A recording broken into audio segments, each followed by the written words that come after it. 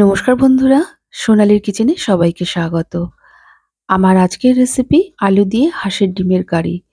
এটা আমরা সকলেই রান্না করে থাকি। তবে আমি আজকে কিভাবে রান্না করব সেটাই আজ আপনাদের সাথে শেয়ার করছি।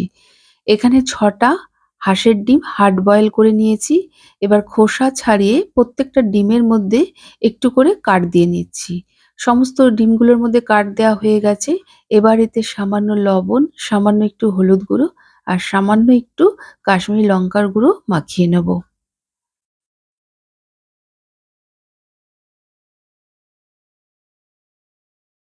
এই হাঁসের ডিমের কারি বানানোর জন্য এখানে একটা আমি বিশেষ মশলা ব্যবহার করছি।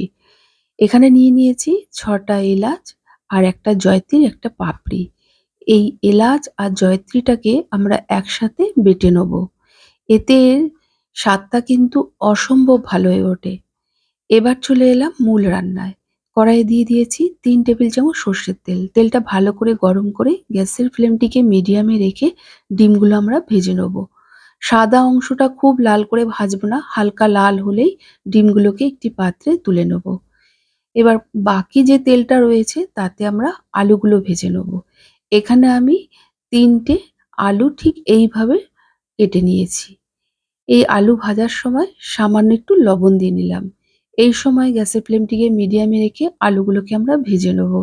আলুগুলোর গায়ে দেখুন হালকা রং ধরতে শুরু করবে, তখন এগুলোকে একটি পাত্রে আমরা তুলে নেব। আলু ভাজার পর যে পরিমাণ তেল ছিল তাতে আমি আরও ১ টেবিল চামচ সর্ষের তেল যোগ করেছি। তেলটাকে গরম করে নেওয়ার পর তাতে ৬টা এলাচ, একটা দারচিনি, ২টো লবঙ্গ, একটা তেজপাতা ফোড়ন দিলাম। ফোড়ন থেকে একটা সুন্দর গন্ধ বেরালে ২টো মিডিয়াম সাইজের পেঁয়াজ কুচিয়ে নিয়েছি। তার থেকে কিছুটা পেঁয়াজ দিয়ে আমরা কিছুক্ষণ রান্না করে নেব। পেঁয়াজের কালারটা যখন ঠিক এইরকম স্টেজে আসবে, এতে দিয়ে দেবো ১ চা চামচ আদা বাটা, ১ চা চামচ রসুন বাটা, ১ টেবিল চামচ পেঁয়াজ বাটা, ১ চামচ কাঁচা লঙ্কা বাটা।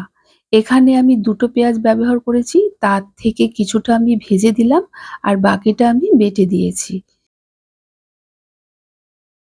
এখন গ্যাসের ফ্লেমটিকে মিডিয়ামে রেখে পেঁয়াজের সাথে আদা, রসুন, কাঁচা লঙ্কা ভালো করে মিশিয়ে কিছুক্ষণ আমরা কষিয়ে নেব। আদা, রসুন, পেঁয়াজের কাঁচা গন্ধটা চলে গেলে এতে দিয়ে দেবো ১/২ চা চামচ জিরে গুঁড়ো, ১ চা চামচ ধনে গুঁড়ো, ১/২ চামচ লাল লঙ্কার গুঁড়ো, ১ চামচ কাশ্মীরি লঙ্কার গুঁড়ো, ১/২ চামচ হলুদ গুঁড়ো আর যে এলাচ আর জয়ত্রীটা বেটে রেখেছিলাম সেটা দিয়ে দিলাম।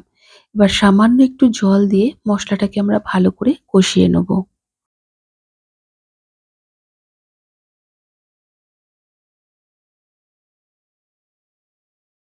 এই মশলা কষানোর মাঝখানেই আমরা স্বাদ অনুযায়ী লবণ দিয়ে দেবো।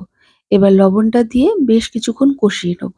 মশলার কাঁচা গন্ধটা চলে গেলে এখানে ২ টেবিল চামচ টক দই ভালো করে ফেটিয়ে নিয়েছি, সেটা দিয়ে দেবো। এবার যেই বাটিটার মধ্যে টক দই ছিল তাতে সামান্য একটু জল দিয়ে সেই বাটি ধোয়া জলটা দিয়ে দিলাম। টক দইটা দেওয়ার সময় গ্যাসের ফ্লেমটিকে একদম লোতে রেখে টক দইটা দেবো। তা না হলে কিন্তু টক দই অনেক সময় ফেটে যায়। এবার ভালো করে মিশিয়ে মশলার সাথে বেশ কিছুক্ষণ আমরা কষিয়ে নেব।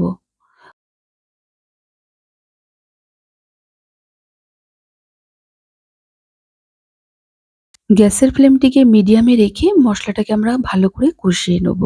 দেখুন মশলা থেকে ভালোভাবে তেল ছেড়ে গেছে, টক দইয়ের কাঁচা গন্ধটাও নেই। এই স্টেজে আমরা ভেজে রাখা আলুগুলো দিয়ে মশলার সাথে ভালো করে মিশিয়ে আরও কয়েক সেকেন্ডের মতো একটু নেড়ে চেড়ে নেব। তারপর হালকা উষ্ণ ১ গ্লাস জল দিয়ে ভালো করে মিশিয়ে নেব।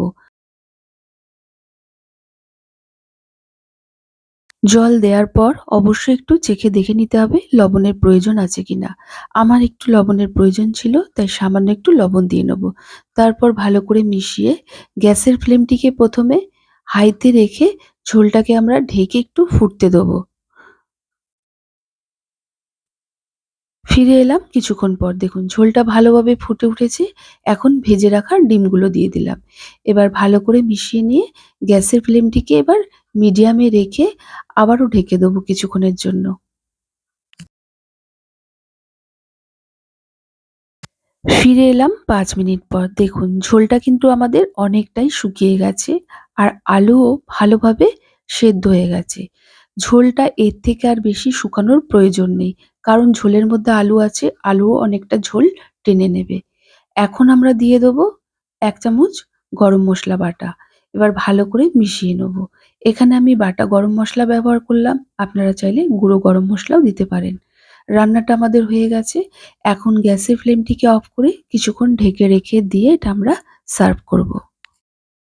আমি আজকে যেইভাবে আলু দিয়ে হাঁসের ডিমের কারি বানালাম, এই মসলা দিয়ে একবার বানিয়ে দেখুন, খেতে কিন্তু অসম্ভব ভালো হয়। আর বানিয়ে আমাকে অবশ্যই কমেন্ট করে জানাবেন কেমন লেগেছে।